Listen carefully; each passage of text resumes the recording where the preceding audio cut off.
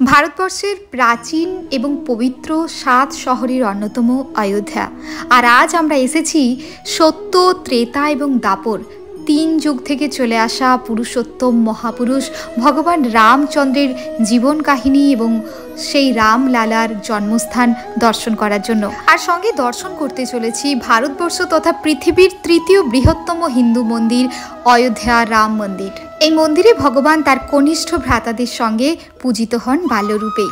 মন্দিরের ভব্যতা দর্শনের সঙ্গে সঙ্গে আমরা ঘুরে দেখব এই অযোধ্যা নগরীর অলিগলি, আর সঙ্গে জানব পুরুষোত্তম ভগবান রামচন্দ্রের জীবন কাহিনীর বিভিন্ন অধ্যায়।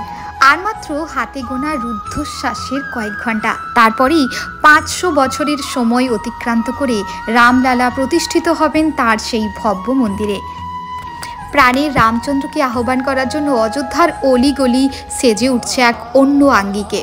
আর সেই ভব্যতা এবং সৌন্দর্যতাকে দর্শন করার জন্য সঙ্গে থাকো আর দেখতে থাকো আমার এই ব্লগ। যারা নিজস্ব ভেহিকেল নিয়ে অযোধ্যা রাম মন্দির দেখতে আসছো তাদের জন্য বলবো তারা প্রথমেই চলে আসো লতা মঙ্গেশকর চৌরাহা বা নয়াঘাট। এখানেই কিন্তু নিজস্ব ভেহিকেল পার্কিং করাতে হবে এবং তারপর অযোধ্যা শহরের মধ্যে আমাদেরকে পায়ে হেঁটে অথবা অটো রিক্সা করেই ঘুরে দর্শন করতে হবে। আর যারা স্টেশন থেকে আসছো, স্টেশনের কাছাকাছি কোনো হোটেল বা রুম নিলে সেখান থেকে কিন্তু পায়ে হেঁটেই দর্শন করা সম্ভব অযোধ্যা রাম জন্মভূমি। আর পাশেই রয়েছে হনুমানগড়ি, যেটা 200 মিটারের মধ্যেই। তার ঠিক পাশে রয়েছে দশরথ ভবন এবং কনক ভবন। আমরা এখন এই মুহূর্তে রয়েছি রাম মন্দিরের কার্যশালা, যেখানে শুধু রাজস্থান থেকে নিয়ে আসা পাথরের ওপর শিল্পীদের পটু হাতের কার্যকুশলীতে তৈরি হচ্ছে বিভিন্ন ধরনের ডিজাইন, বিভিন্ন ধরনের নকশার কাজ। আর মাত্র কয়েক ঘন্টা তারপরেই পুরো রামলালার মন্দির কিন্তু জনসাধারণের জন্য ওপেন হয়ে যাবে। তাই দ্রুত গতিতে চলছে কাজ সম্পন্ন করার কাজ। তবে মন্দির পরিসর সহ এখানে রয়েছে আরও অনেক ধরনের প্ল্যান। সেই সব কিছুকে কমপ্লিট করতে হলে এখনও সময় লেগে যাবে 2 থেকে 3 বছরের। দেখতে পাচ্ছ শিল্পীদের কঠোর পরিশ্রমে কিভাবে ধীরে ধীরে পাথর কেটে তৈরি হচ্ছে ভব্য রাম মন্দিরের বিভিন্ন ডিজাইন।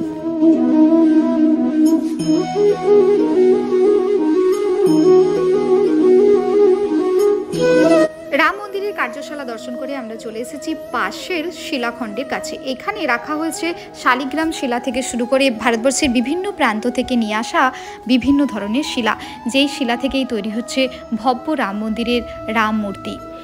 আর এখানে এসেই দেখলাম মন্দির পরিসরে ভগবান রামচন্দ্রের জীবন কাহিনীকে পোর্ট্রেট করার জন্য এখানে তৈরি হচ্ছে বিভিন্ন ধরনের মূর্তি। আর এই মূর্তি তৈরির দায়িত্ব রয়েছে একজন বাঙালি শিল্পী, যিনি আসামের শিলচর থেকে বিলং করেন।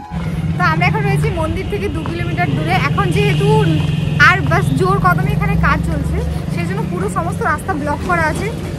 তো আমাদেরকে কিছুটা হেঁটে যেতে হবে। তারপর এখানে শুধুমাত্র অটো বা টোটোগুলো চলছে, ওইগুলো নিয়ে আমরা মন্দিরের কাছে পৌঁছবো। প্রথমেই আমরা দর্শন করবো হনুমানজির মন্দির। কেন কি হনুমানজির মন্দির দর্শন না করে বলে যে অযোধ্যা দর্শন করাতে ঠিক সেই ফলটা পাওয়া যায় না, কারণ হনুমানজি এইখানকার রাজা। কারণ ভগবান রামচন্দ্র যখন লীন হয়ে গেছিলেন আমাদের সরজু নদীর সঙ্গে, উনি বেসিক্যালি দেহত্যাগ করেছিলেন, তখন পুরো অযোধ্যা দায়িত্ব দিয়ে গেছিলেন বজরংবলীর ওপর। তো বজরংবলীর মন্দিরে আমরা প্রথমে যাব, ওখানে পুজো করে আমরা যাব রাম মন্দিরের দিকে। কি বলে আমরা এখন পৌঁছে গেছি হনুমানগড়ির সামনে। আর হনুমানগড়িতে প্রসাদ নেওয়ার জন্য এখানে আশেপাশে প্রচুর শপ রয়েছে, যেখান থেকে সব থেকে ভগবানের সব প্রসাদ নিয়ে আমরা উপরের দিকে যাচ্ছি। আর দেখতেই পাচ্ছি প্রচণ্ড ভিড়। যেমনটা আগেই বললাম, হনুমানজির দর্শন ছাড়া কিন্তু ভগবান রামচন্দ্রের দর্শন করা সম্ভব নয়। আর সম্ভব হলেও সেই ফল কিন্তু পাওয়া যায় না, কারণ বর্তমানে কলিযুগের অযোধ্যার রাজা হলেন স্বয়ং বজরংবলী হনুমানজি। আর এই হনুমানজির ভব্য মন্দির এতটাই সুন্দর, এতটাই মনোমুগ্ধকর, যেটা সামনের থেকে তোমরা দেখতে পাচ্ছ। তাই সবাই জোরসে বলো জয় বজরংবলী। এই মন্দিরে আমরা পুজো দিয়ে যাব এরপরে ডেস্টিনেশন দশরথ ভবন। এই রাস্তা ধরেই যেতে হবে আমাদেরকে রাম মন্দির। আর রাম মন্দিরের রাস্তার দুপাশে দেখতেই পাচ্ছ প্রচুর দোকান রয়েছে। হনুমানজি দর্শন করে আমাদের পরবর্তী লোকেশন হচ্ছে রাজা দশরথ ভবন। সবাই দশরথ ভবনের দিকে যাওয়া যাক।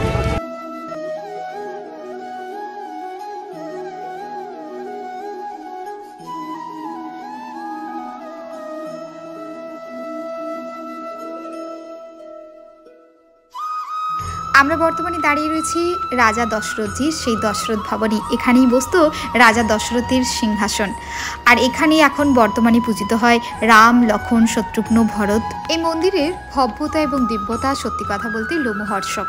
কথিত আছে এই মহলেই বড় হয়ে উঠেছিলেন রাম, লক্ষ্মণ, শত্রুঘ্ন এবং ভরত। এবার আমরা ঘুরে দেখব অযোধ্যার প্রধান আকর্ষণীয় স্থানগুলির মধ্যে অন্যতম কৈকেয়ী ভবন বা কনক ভবন। কেন জানো কনক ভবন বলা হয়? কারণ মাতা কৈকেয়ী সীতামায়ের প্রথম মুখ দেখার উপহার হিসেবে দিয়েছিলেন এই সোনায় মোড়া ভবন। আর সেই সোনায় মোড়ার কারণে এই মহলের নাম কনক ভবন।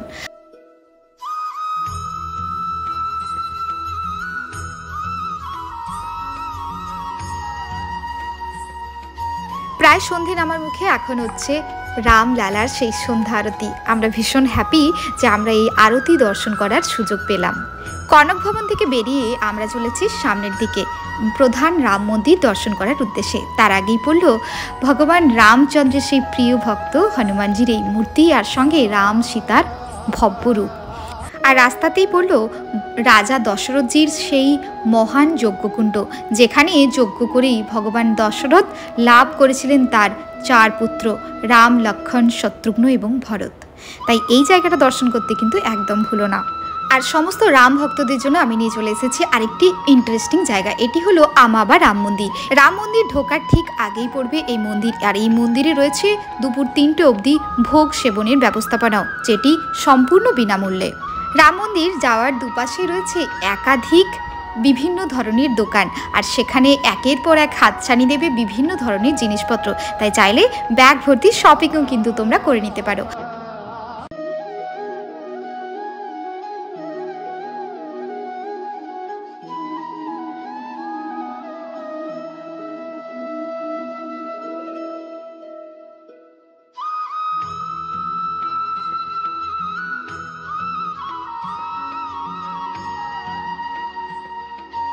আমরা দাঁড়িয়ে আছি মাত্র 20 মিটার দূরে রাম মন্দির থেকে। দেখতেই পাচ্ছ পুরো এরিয়াটা চেঞ্জ হয়ে গেছে। এখানে তৈরি হচ্ছে পার্কিং জোন, পুরোটাই একদম একই ধাঁচে তৈরি করা হচ্ছে with lot of new structure, new technology. আমরা চলে এসেছি রাম কি পৌড়িতে।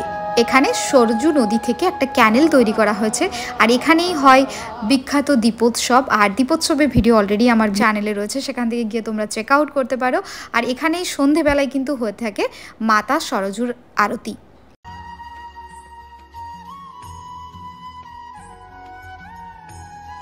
তাই সারাদিন ঘুরে অযোধ্যা নগরীকে দর্শন করার পর সন্ধেবেলা কিন্তু অবশ্যই চলে এসো এই সরজু মাতার তীরে। আর এখানেই ভব্য আরতি কিন্তু মিস করো না একদম।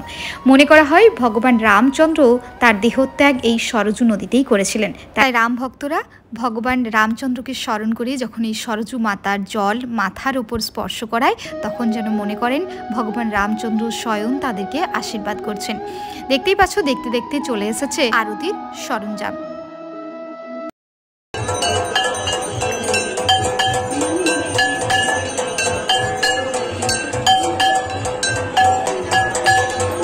দাঁড়িয়ে রয়েছি লতা মঙ্গেশকরজির চকের সেই 40 ফুটের দীর্ঘ বীণার নিচে। ভারতবর্ষের নাইটিঙ্গেল তথা সুর সম্রাজ্ঞী লতাজির উদ্দেশ্যে বানানো হয়েছে এই চক। আর এখানে 24x7 মুখরিত হচ্ছে লতাজির অসাধারণ সুরেলা কণ্ঠের আওয়াজে। আর দেখতেই পাচ্ছ রামজিকে আহ্বান করানোর জন্য কিভাবে সেজে উঠছে অযোধ্যার রাস্তাঘাট। সবাইকে আরও একবার রাম রাম জানিয়ে শেষ করছি আজকের এই ব্লগ। আর কেমন লাগলো তা অবশ্যই কমেন্ট করে জানিও।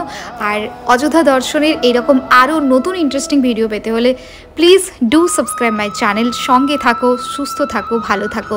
By bye, take care.